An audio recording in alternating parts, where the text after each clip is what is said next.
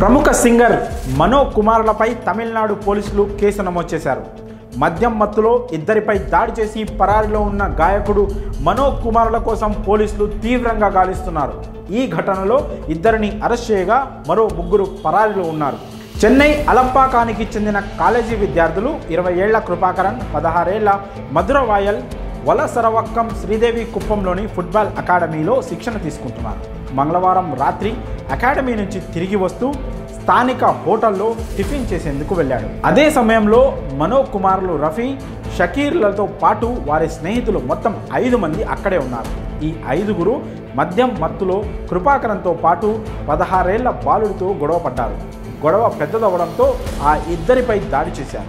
ఈ ఘటనలో తీవ్రంగా గాయపడిన కృపాకరన్ను కీళ్ప్లాక్కం ప్రభుత్వ ఆసుపత్రిలో చేర్చారు. ఈ ఘటనలో వలసరవక్కం పోలీసులు సింగర్ మనో కుమార్లు రఫీ, షకీర్, వారి స్నేహితులు విఘ్నేష్, ధర్మ, జహీర్పై కేసు నమోదు చేశారు.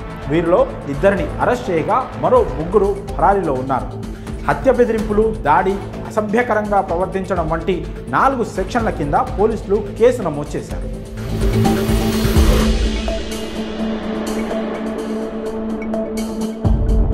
ఈ గొడవలో మనో ఇద్దరు కుమారులు, మరో స్నేహితుడు పరారీలో ఉన్నారు.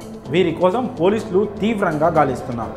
ఈ ఘటనకు సంబంధించిన వీడియోలు సోషల్ మీడియాలో వైరల్గా మారాయి. ఈ వీడియోలలో కొంతమంది వ్యక్తులు బేస్బాల్ బ్యాట్లు, కర్రలు పట్టుకొని రోడ్డుపై తిరుగుతున్నట్లు కనిపిస్తోంది.